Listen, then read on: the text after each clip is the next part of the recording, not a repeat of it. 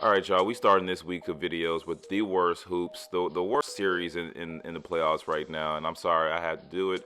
I didn't really want to talk about this, but from what I've been seeing in these games, outside of just the Grizzlies being completely outmatched in almost every single position, is that I think it's time to really be afraid and really kind of concerned about the Oklahoma City Thunder. Now, if you're watching these games, you're just like, man, what's there to be afraid of? They literally beating their opponents by 51 game, and then like 20 something the next game with the differential of like 70 or 75 or something like that. And it's like, well, yeah, of course, like you can't really glean too much from the fact that they're going against a team that is just simply ill-equipped to go against the Oklahoma City Thunder. However, I've been seeing some things happen within those games that's actually giving me a little bit cause to pause. Hey everybody, real quick, I just wanted to say thank you for watching this video. Hit that like button, hit that subscribe button. We are on the way to 1,000 subscribers, and honestly, I wouldn't be doing this content without you guys and your guys' support, all the great comments that I see each and every single video. But we want to bring more people to the family, so hit that subscribe button and let's get back to the video. So one of the few things that I would say that is great about the Oklahoma City Thunder is that, man, they have a really well complete team. And shout out to the GM, because I believe that being a GM is more harder, especially when you have to evaluate talent. And just having like just the players on their roster, just having everybody just buy in, you don't really get there by accident. So shout out to the GM for doing that. I mean, I think the piece that really made this team complete is the fact that they got Isaiah Hartenstein, who's just able to be kind of like the point center, if you will, that can kind of like bring the big out the paint, because he does a lot of ball handoffs, and you need to be able to go against like these mid-range maestros and three-point shooters that the Oklahoma City Thunder has. And so it's hard for players like Zach Edey to kind of stay attached to the paint when he has to actually play help on these dribble handoffs that Isaiah Hartenstein is doing. And then a lot of times they like to do a little bit of a back cuts. If they deny the dribble handoffs, he'll do like a back cut and pass it to the rolling man, and then he'll roll. And basically, it's just a regular pick, like a regular pick and roll, if the center is actually is the one that's initiating the pick and then, doing the traditional pick and roll. However, they kind of do it in a very different way, but it still gets to the same end goal. But I'm saying that all to say that the team in of itself, when they're on, is awesome.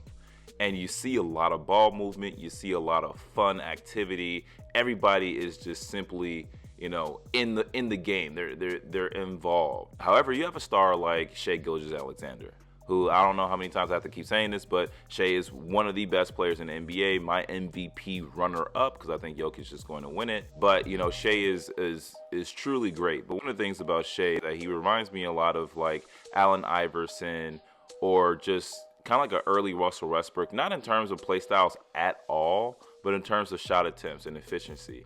A lot of the times, he's going to be efficient by taking 25 shots. He's probably most likely going to make around 15, which is exactly where you want your star player to be, especially since the fact that he takes a lot of tough shots, but he also is very aggressive going towards the rim.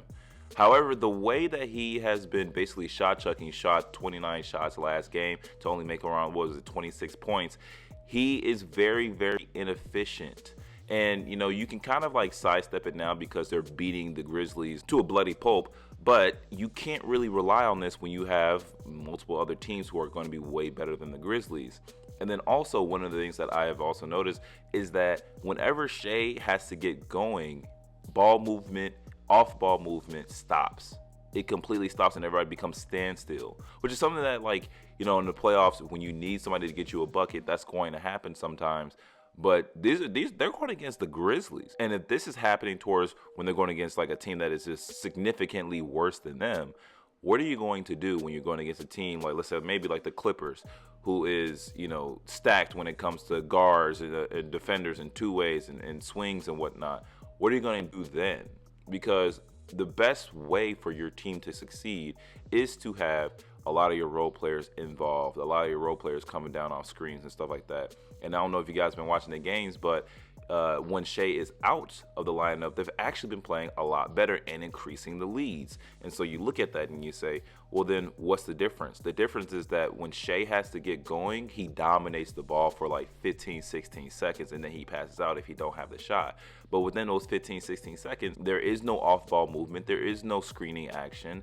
There is barely even a pick and roll. he's just doing an ISO, which I'm not necessarily against doing an ISO, but in totality of your team success, that's not going to win you championships. And so right now I will say I'm officially concerned because, you know, the Oklahoma City Thunder, they have a great team, but they have clashing identities where if you look at how J-Dubs get his buckets, he gets a lot of his buckets coming down from pin downs, coming off of screens, being able to get into the mid-range and shoot a nice mid-range, either going right towards the basket or just simply just hitting something just right off the dribble. He's very quick and efficient in the way that he is able to score his points, and it's still within flow. Like, he's getting screens a lot. And this is off ball too. And so more and more people are more involved in the actions. More and more people are more kind of like in tune and in rhythm of the game.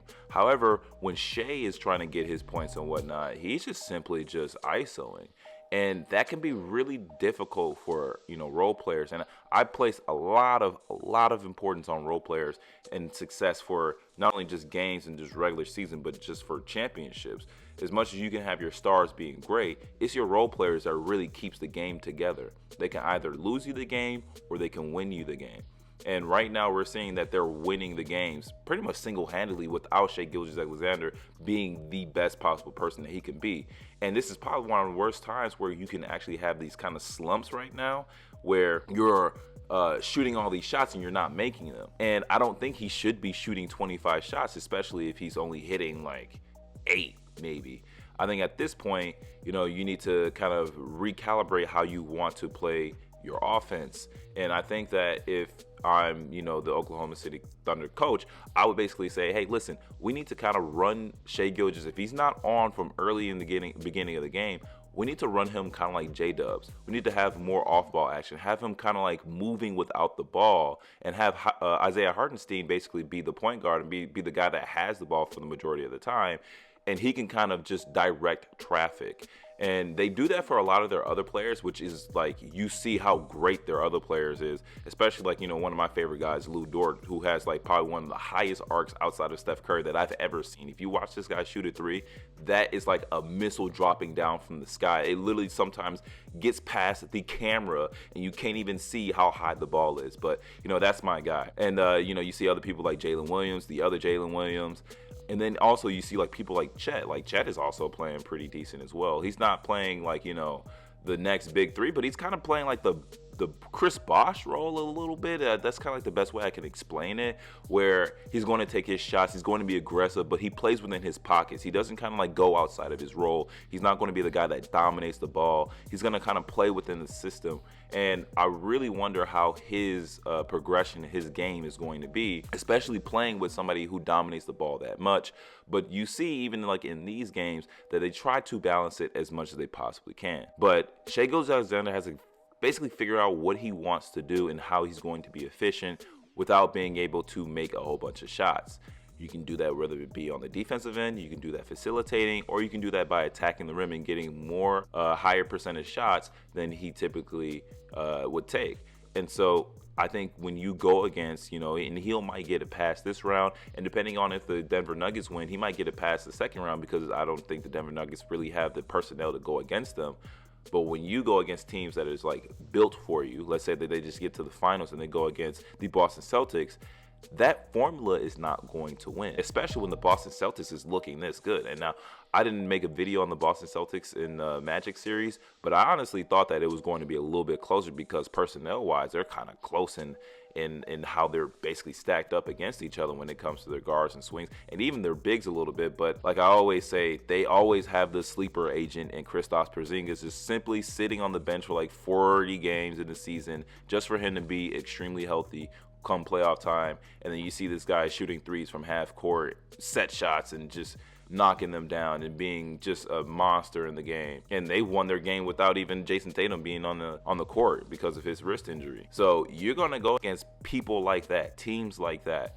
And if you are Shai Gilgeous or you're the Oklahoma City Thunder, you have to figure this out right now, because yes, everything is good and rosy when you're winning. However, these are the times where you make adjustments to become a lot better, to patch up a lot of the holes. And so I'm definitely going to be watching and sitting and waiting to see if they're going to make that distinction and make that change, because they need to make that change. They need to make that change now, because when they go against people who are definitely more ready, they're going to say, hey, listen, we would rather have Shea take 30 shots a game. He has to beat us. We don't want everybody else who might be a better offensive player in terms of if they get the ball, shoot, and make their shots, they're going to be basically putting the game out of reach. But if we have Shea taking their shots away, him shooting 30, 35 shots a game, while we're just playing face guarding, we can live with that, because we're just going to have a one-on-one game, and all the other players are going to be out of rhythm. They're going to be cold.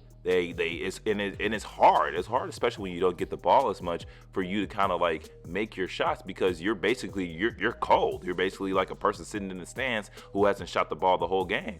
It's really, really difficult. And so the Oklahoma City Thunder has to figure it out. And I know it's good right now because they're beating the Memphis Grizzlies right now to a bloody pulp.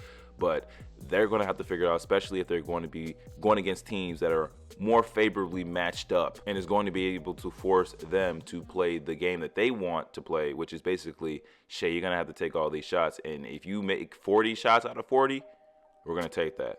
But we are not going to let the others beat us. Only you.